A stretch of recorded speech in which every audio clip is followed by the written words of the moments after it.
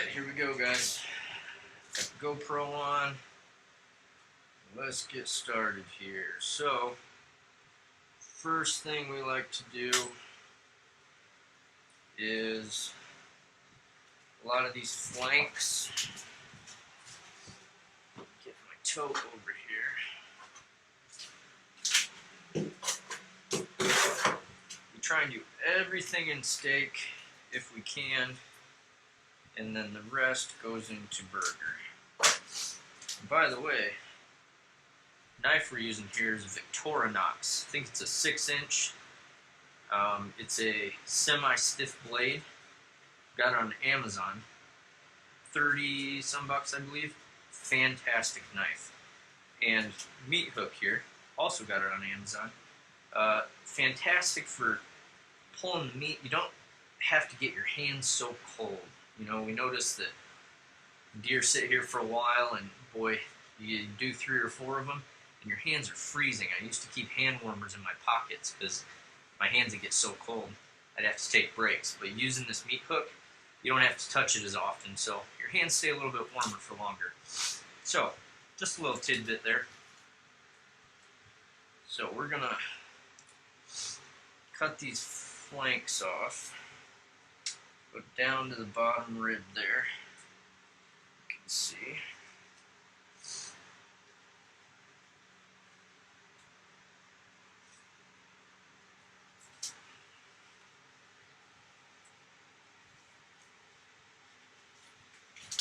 That'll all get trimmed up. That's going to go to burger. And you want to be careful here because your tenderloins are right back there. Obviously, we don't want to cut through those. Tenderloins are hiding right back in there. Normally, we take those out, usually the first day that we get the deer, but these deer had so much fat on them this year that we decided to leave them and let them age, because normally, I don't know, normally it just so happens that the deer don't have a lot of fat right there. So what happens is that the tenderloins end up drying out if you don't take them out right away. So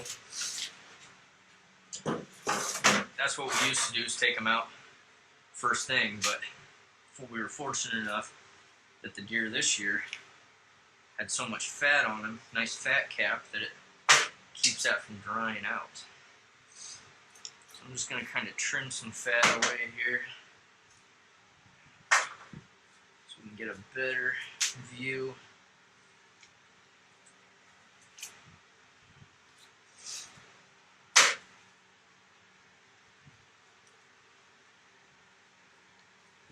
So you see there, it kind of runs right along the spine.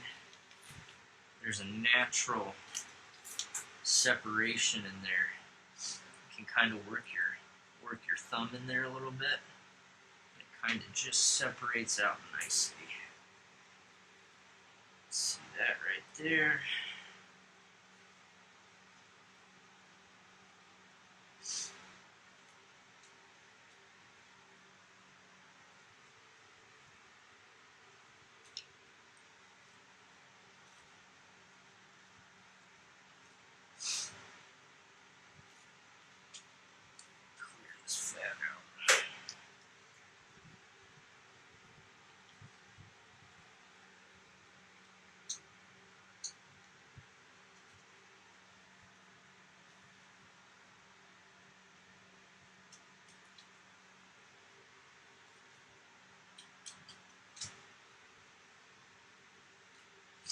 Oh, another thing we like to do, forgot this part.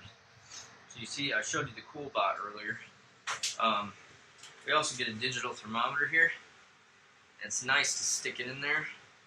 And you can see right there, we're looking at 36 degrees, our meat is. That's all the way to the bone. So that's, I mean, that's perfect. That is absolutely perfect to age your meat.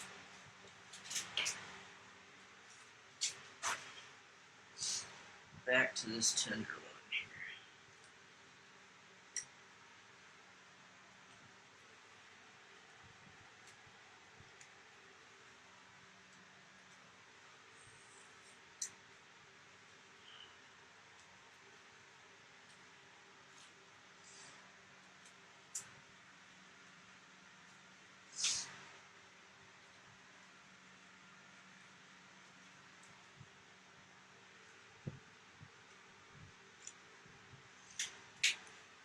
Boom. There's one. Nice good tenderloin. Let's go after the other one here. We have some two totes here. They're just white plastic totes. They're food grade. I think these are actually, LEM totes, same as the grinder that we have. They work fantastic. I just have one down here. I usually throw scraps in, fat stuff that we're not going to use. The other one, I separate it out, put some steaks, and then the stuff that's going to go up to the house to get trimmed for burger. So separate those out up at the house. And we'll show you that process too once we get up there. So right now I'm just taking this. There's just a chunk of fat right there along the spine. Taking that out so we can see this tenderloin a little better. And these tenderloins, you got to be careful because they get so tender. I mean, that's kind of ironic, the tenderloin. But when they age, they get so tender that they will so easily tear if you're not careful. I mean, it's that tender that, I use the knife a little bit to kind of pick it out and, get it started, but you just got to be so careful if you tug on it. You're going to tear it. See how that, get it started, and there's just that natural separation right there. You just kind of follow that down.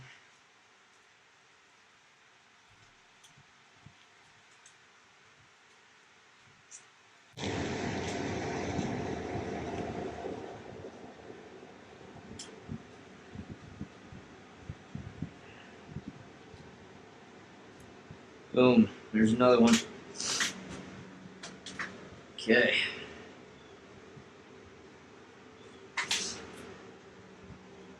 Now, I'm going to go ahead and take these front shoulders off here. And this deer, I don't remember whose exactly this is, but it was shot in the shoulder here. So, we are going to have to cut away some of this shot up meat, the meat that got really bloody. We try and rinse as much of that off as we can, but you're going to have to discard some of it, inevitably. We try to do as minimal waste as possible, but if you don't cut off that meat that's all shot up and bloodied, it can leave a little off taste, in your meat. So. And this shoulder, there's no bones connecting this front shoulder. It is held there by muscle alone. So you open that shoulder up kind of like a wing, spread it there, and you just work your way down with the knife. I'll show you better on this other side here. Hey, that's one shoulder. So this side, let's get over here a little bit.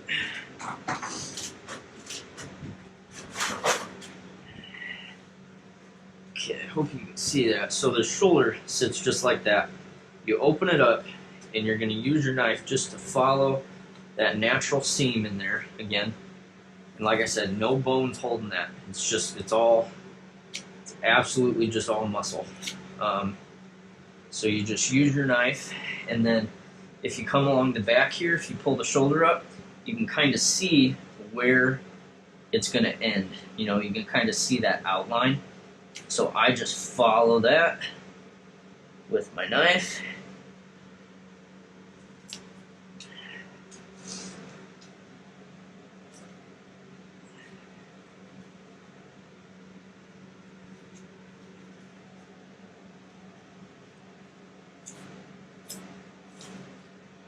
Boom, there's your other shoulder.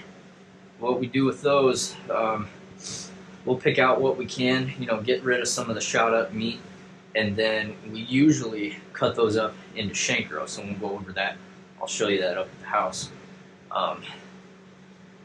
we used to just pick the shanks out, you know, pick the legs out and do them all in burger.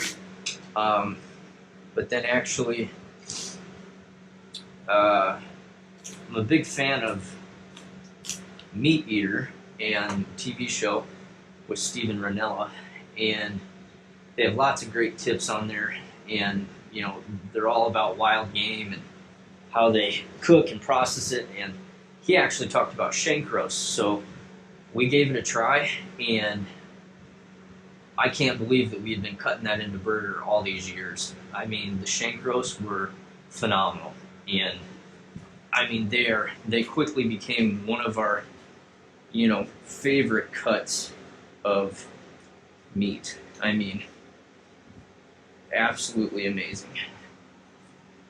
So this is fat, very dried up fat.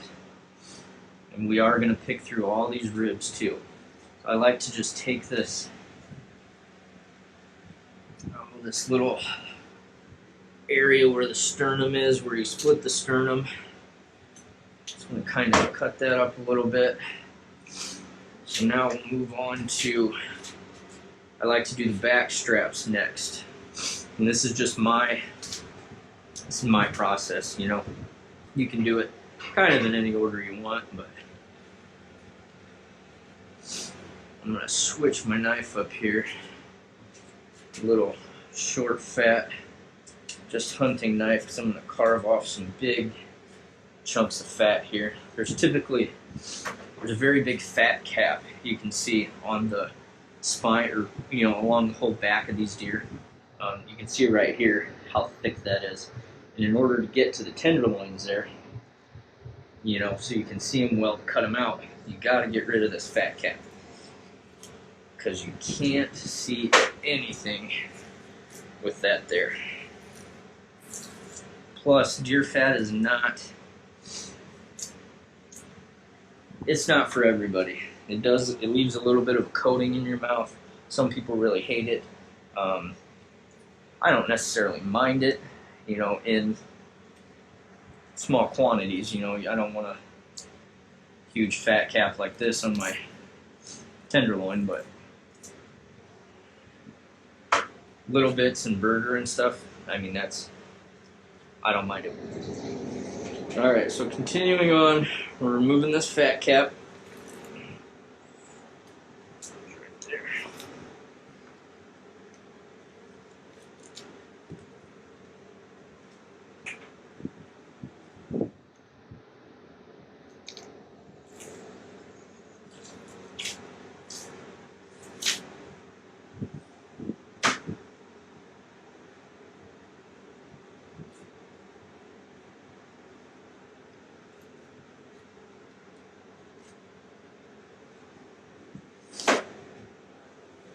I want to take this all the way down.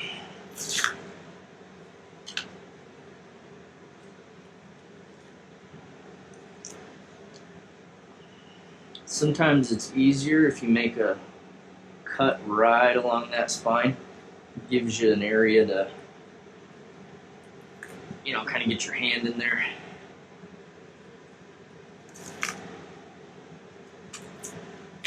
Also helps me to get a good visual of, you know, center line of the deer, because you can kind of, I don't know, lose where you're going in there sometimes with all that fat in the way, covering things up.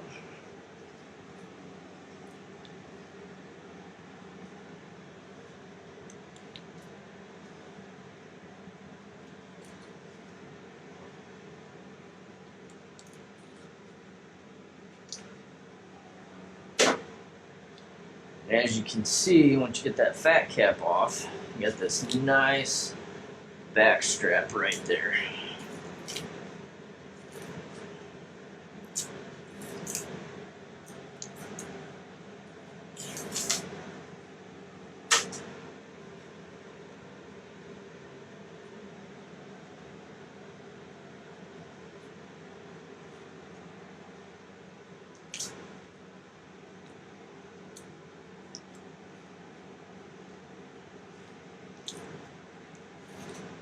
And this kind of gets down, you're getting down into the into the neck meat here. I'm just going to cut right along the spine there. Like I said, there's a lot of natural seams that you'll find, you know, where the muscle separates itself, and that gives you a good, you know, indicator of where you're at, what you're cutting. It's easy to separate your meat out like that. And the neck meat, some people, I don't know, maybe save the neck meat for roast, but we typically just throw neck meat goes into our burger. So cut right along that seam there. Some of this is a little shot up, so we'll get to that. We'll get to cleaning that out.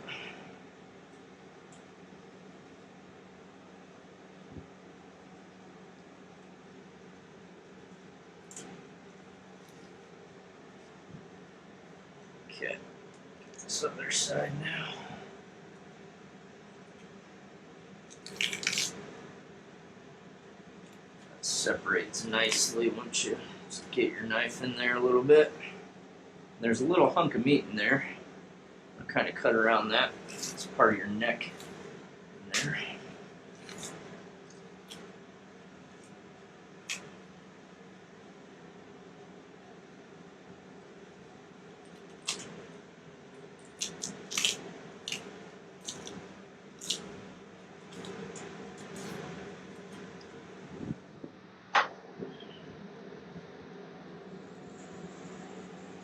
Okay, so as you can see, this is our seam right here.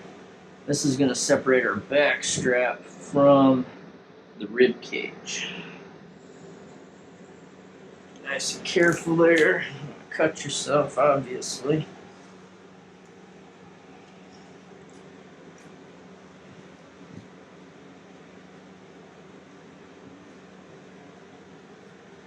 And we try and, like I said, we try and do, I mean, we just do 2 cuts, really, 3.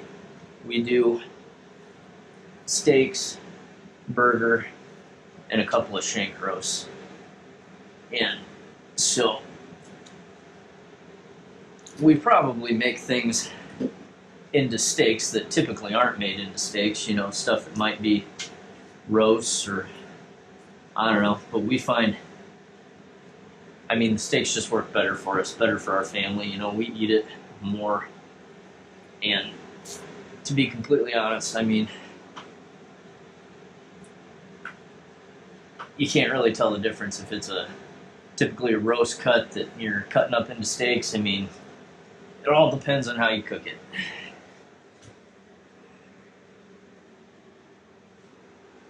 Typically, I mean, that cut of meat might not be used for steaks, but it's whatever. It's what we like. Do what you want. We're just giving suggestions. So I'm going to cut, I cut right along this spine here, kind of right along the hips. And then that's where I'm going to start my back straps, okay? And then I like to, again, go right down the spine, if I can, just to the left and to the right of the spine. You can maybe see this seam starting to open up here. I'm just going to kind of pick at that with my knife, get that seam opened up. And that is going to be our back strap there.